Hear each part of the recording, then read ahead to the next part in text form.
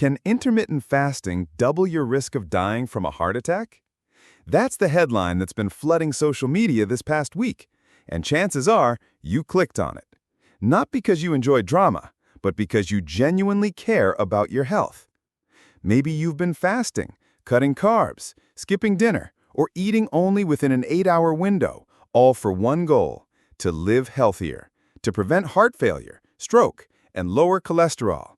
But then, one headline, one viral post shook your confidence. Am I hurting myself without even realizing it? I understand that feeling.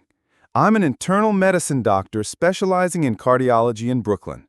And every week, 4 to 5 senior patients come to my office not because they're showing clear symptoms of heart attack, but because one article made them question everything they believed about staying healthy. One of my patients, a 71-year-old woman, once looked at me and asked, "If I keep fasting, will I die of a heart attack, doctor?" And that's when I knew we don't need more fear. We need facts. We need perspective.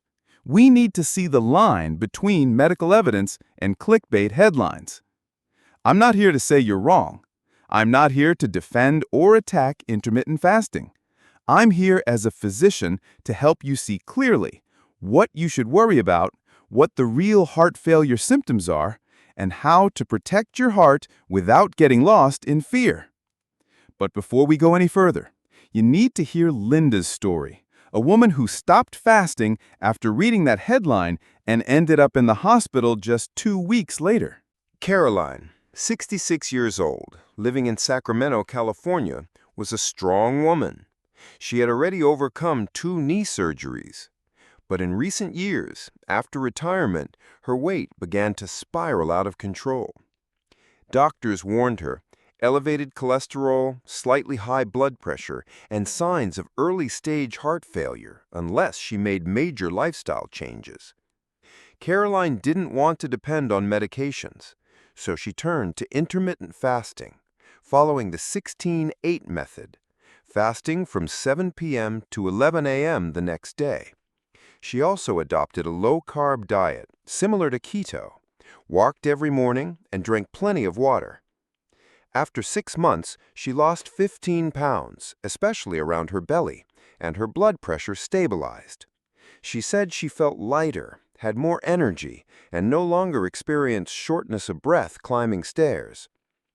Then one Friday morning, while watching the news, the anchor announced, "Intermittent fasting may double the risk of dying from a heart attack, especially in older adults."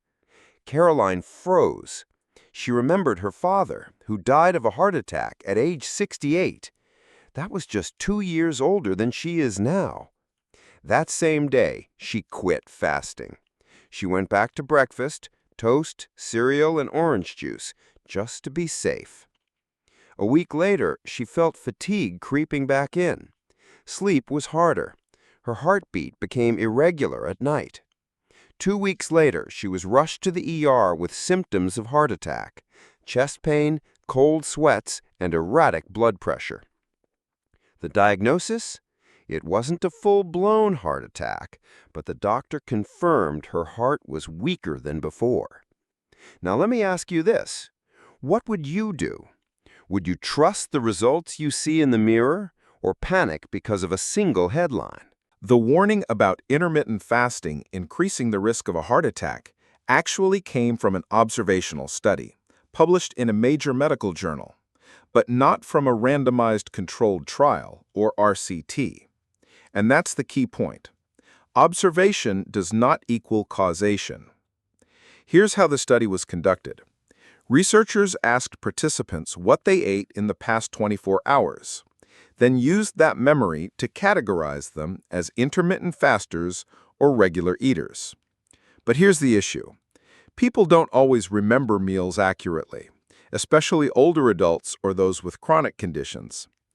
More importantly, the lead researcher behind the study has previously published controversial findings condemning red meat, eggs, and saturated fat, foods that many independent institutions are now reevaluating with a more balanced perspective.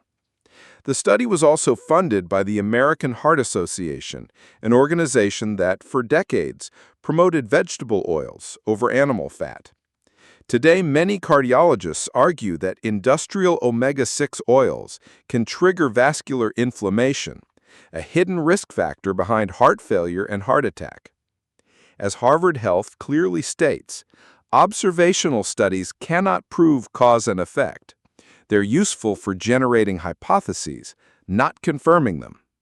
But when an unproven hypothesis becomes a viral headline, it can derail the health progress of people like Caroline, people who saw real benefits from intermittent fasting, like lower blood pressure, reduced cholesterol, and improved heart failure symptoms.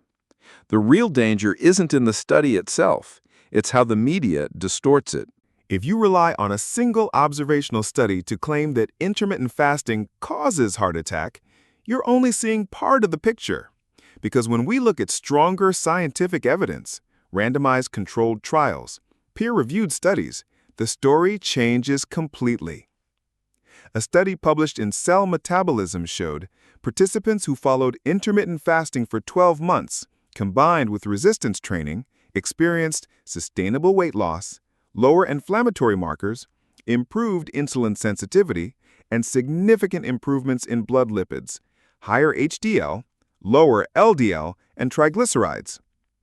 Another study in the Journal of the American Heart Association tracked individuals fasting 18 hours a day for 3 months. Waist circumference dropped by nearly 2 inches. Visceral fat decreased. Cardiovascular risk declined significantly, especially in pre-diabetic participants.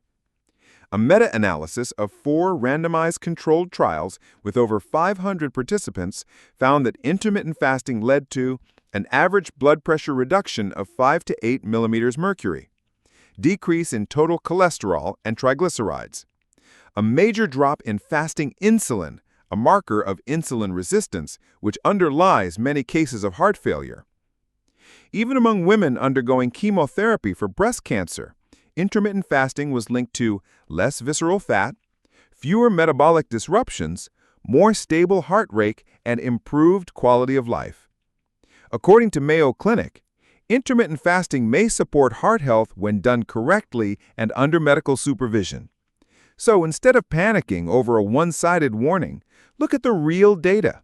Intermittent fasting isn't dangerous if you understand your body and do it right. If you're practicing intermittent fasting to lose weight or support your heart health, don't let a clickbait headline scare you into quitting. What truly matters, especially if you're over 50 or managing chronic conditions, is knowing how to protect yourself the right way. Start by listening to your body every single day. If you feel unusual fatigue, shortness of breath, or any heaviness or discomfort in your left chest, don't ignore it. These could be early symptoms of heart attack or subtle heart failure symptoms. Follow these 4 golden principles to stay safe. 1. Stay hydrated, especially early in the morning and before eating during your fasting schedule. Dehydration can cause sudden drops in blood pressure, leading to dizziness and fatigue. 2. Prioritize quality sleep and reduce stress. Sleep deprivation and chronic stress can undo the benefits of intermittent fasting. When cortisol stays high, it negatively affects your cardiovascular system. 3. Monitor your vital signs regularly. Measure blood pressure 2 to 3 times per week. Track your resting heart rate, especially in the mornings. Use health apps or wearable devices to keep an eye on daily trends. 4. Consult your doctor if you have underlying conditions like diabetes, hypertension, or high cholesterol. Adjusting medications, timing, and fasting windows should be personalized with medical guidance. This is not vague advice. It's a real framework for taking charge of your health so you're not shaken by every headline that comes your way. Intermittent fasting is not your heart's enemy. It's a tool. And like any tool, it works best when used correctly by the right person at the right time. One misleading headline can cause millions to abandon something that was genuinely helping them. One unsupported statement can plant fear in the hearts of those who were simply trying to live longer and live better. I've seen it happen too many times in my clinic, at the hospital, in the worried eyes of mothers and fathers telling me, "Doctor, my child told me fasting could kill me with a heart attack, so I stopped." And just weeks later, they return, exhausted, struggling with shortness of breath, with blood pressure suddenly out of control, all because they reverted to chaotic eating and lost their trust in what was working. Don't let that happen again, not to you and not to someone you love.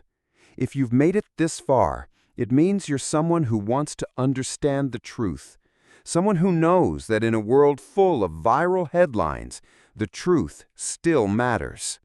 More importantly, you're someone who can make a difference. If this video brought you clarity, don't keep it to yourself. Share it with someone you care about, someone practicing intermittent fasting, or someone struggling with their heart health.